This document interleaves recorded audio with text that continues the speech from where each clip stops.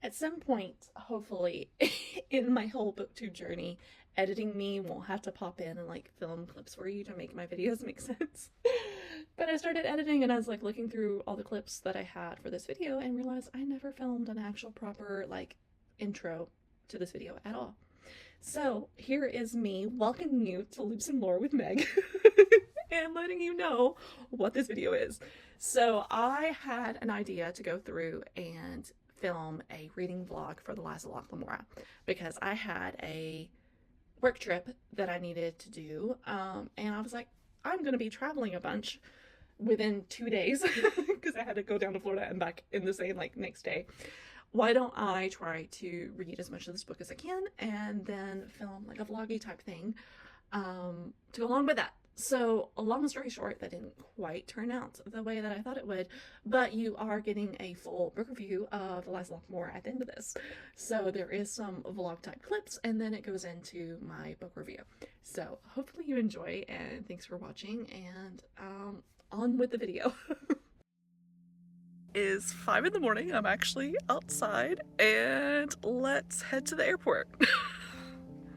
Soon the chamber was packed and the air grew staler still. The feasting continued until there was literally nothing left. The survivors of the Black Whisper sucked the last vinegar and grease from their fingers and then turned their eyes warily to the Thief-maker and his minions. The Thief-maker held up 3 crooked fingers as though on cue. "Business," he cried. "3 items of business. You're here because I paid for you. I paid extra to get to you before anyone else could. I can assure you that every single one of your little friends that I didn't pay for has gone to the slavers. There's nothing else to be done with orphans. No place to keep you, nobody to take you in. The watch sells your sort for wine money, my dears. Watch sergeants neglect to mention you in their reports, and watch captains neglect to give a shit. And," he continued, "now that the catch-fire quarantine's lifted, every slaver and would-be slaver in Camorr is going to be very excited and very alert." So, I'll be honest, I have finished Lies of Locke Lamora already. And I did not record very much of my thoughts while reading this. One, because I ended up being way too busy while I was traveling to like actually have time to sit down and talk about it, other than reading it, so I chose to read. And then it took me longer than just my trip to actually finish it.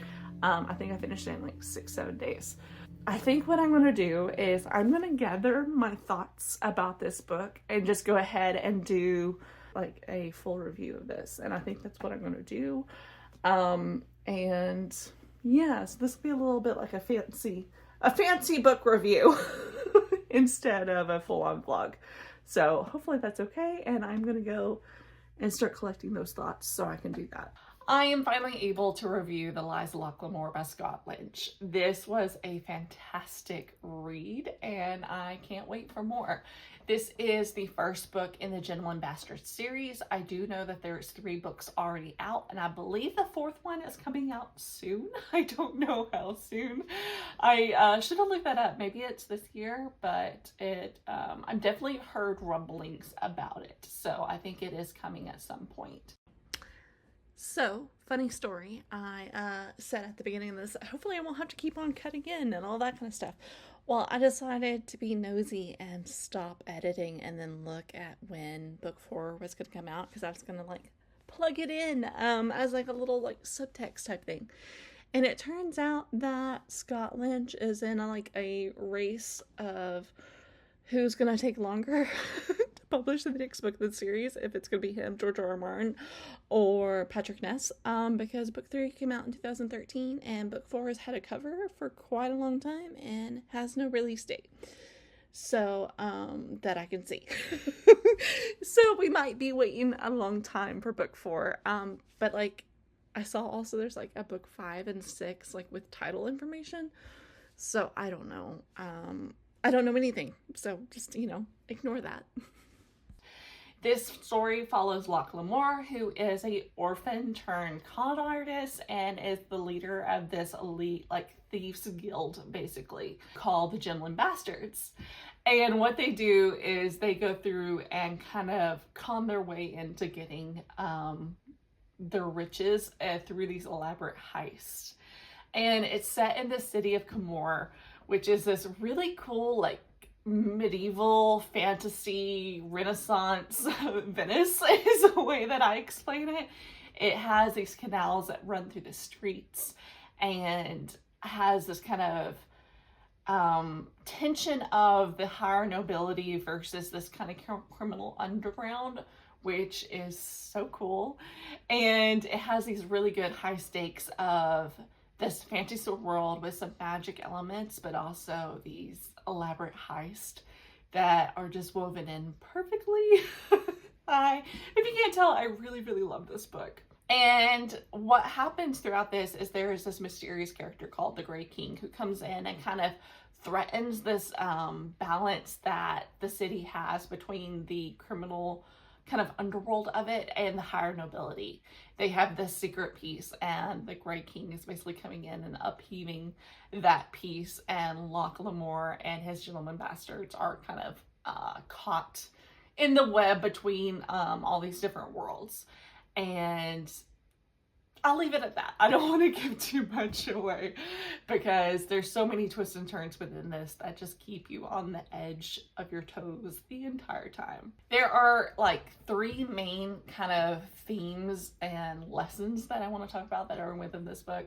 First is friendship and loyalty. This has a huge found family aspect to it with the Gentlemen Bastards and how they are brought up and brought together. And what I love about the way that this is told is you are following the main storyline of this heist and where it goes, but you have these interlude chapters that go back to Locke Lamora's childhood and when he was first found and first getting trained into this guild, and when he meets all the different characters of the Gentlemen Bastards. And it just has this like heartstring that basically runs through the novel through those interlude chapters, and that sense of connection and loyalty that they have to each other really just brings a heartwarming bond to this story that I don't think you would have without that. And one of the things that's so interesting is how Scott Lynch really plays with that central running theme of friendship and loyalty and really puts it to the test in certain characters, and it can be both heartwarming and heartbreaking throughout this whole book.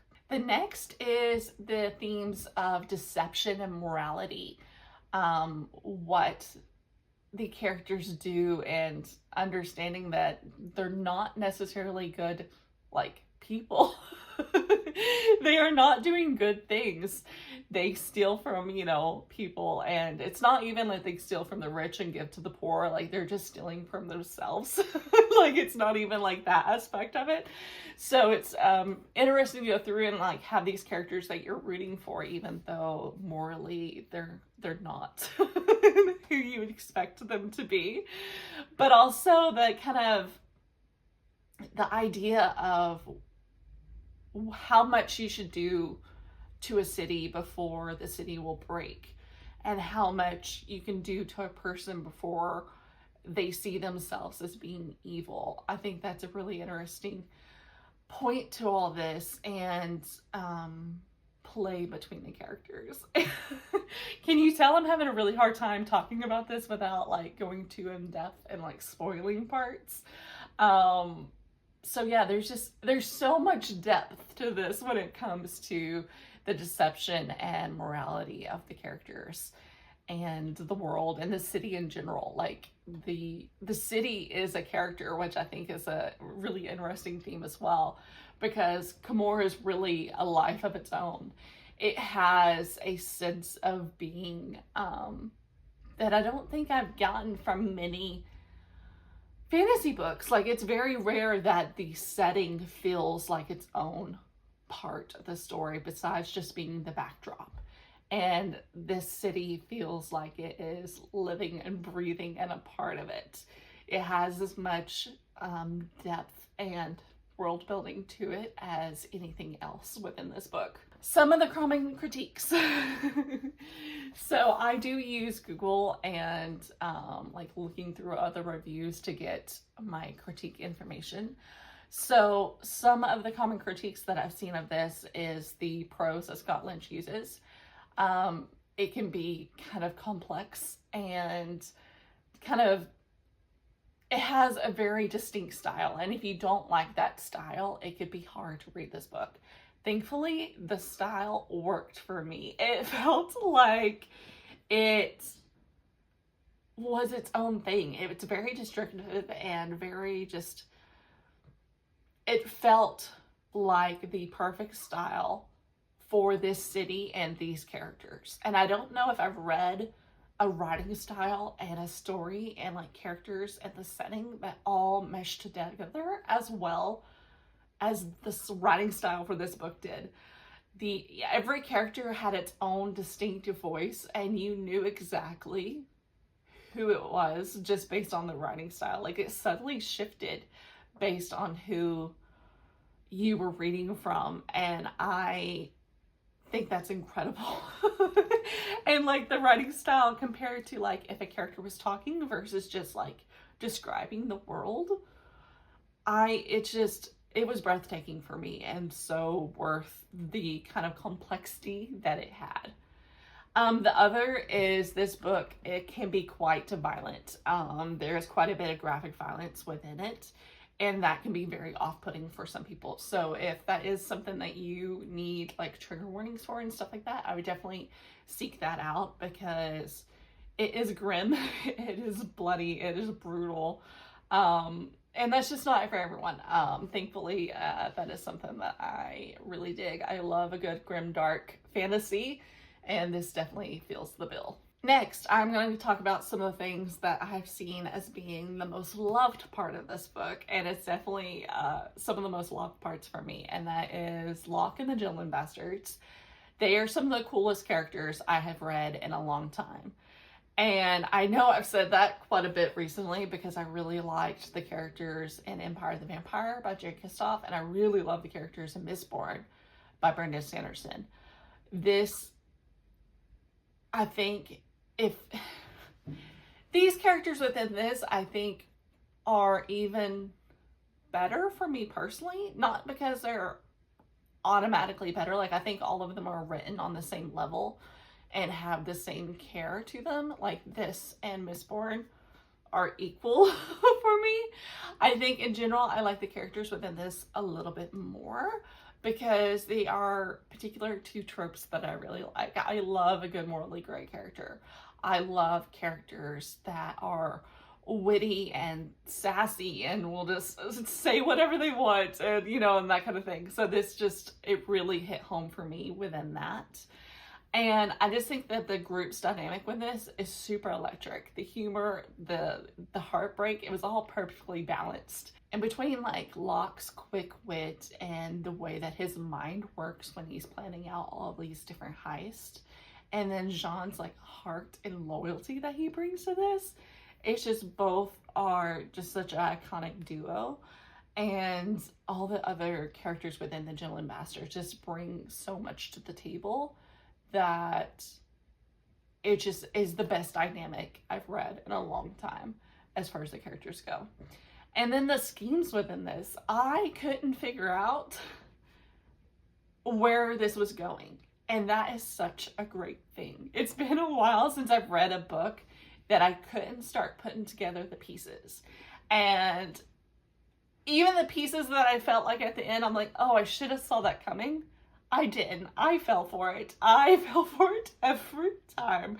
And maybe that's just a me thing, but I felt like they were brilliant and made sense all the way through. So even when you got revealed something, it wasn't like, oh, that's just thrown in to throw you off. No, it was brilliantly done to where it's like, this makes sense every step of the way, but I still couldn't figure it out. And I just think that that is awesome. And then of course the world building in this is just so cool, and I can't wait to get into the series further to like explore more of the world, because I have a feeling this is going to be the type of series where each book feels like a standalone and just builds out more of the world, because you could read this and stop and be perfectly fine. It wraps up the story. But I know there's at least 3 more books, so clearly the story continues somehow. And I can't wait to figure out how that is. But I love series like that where every book wraps up its own storyline, to where you feel a sense of completion with it, and not like you're ending on a cliffhanger every time waiting for the next thing, because that can get old very quick. And so this was just really, really cool how they did the world building for this. And I thought, where did it go? I did make a special granny square to go along with this. So that way I figured if I was doing this kind of vlog style type of review, which is what I'm planning on doing, like continuing forward, I wanted to kind of do a different granny square than just the standard like granny square. So I did get one of the cards out of my granny square deck that I have, and so I made this one to go along with this book. I do really enjoy it, so that is good. Didn't follow it exactly correctly because it doesn't look exactly like this granny square pattern, but you know what? It is square. It looks cool, so I'm happy with it. So my final thoughts on this is, if you love really cool characters, cutting plots, rich world building, and breathtaking writing, you should check this out. Let me know what you all think if you've read this. If you're going to read this because of this review, please let me know. I can't wait to talk about this more. It is such a series that I just want to like discuss and gush about it with people. So it is my book club book for this coming month. I am so excited about this. I was already reading it when it got picked. So yeah, I just can't wait to talk about it with my book club and really delve into these characters and the plots and the twists and the turns. And this is another one off my 25 for 2025 list, so that is good. I think that's it. So that is it. This is a 5-star book, and I'll see you in the next video. So happy reading, stay cozy, stay crafty. Bye.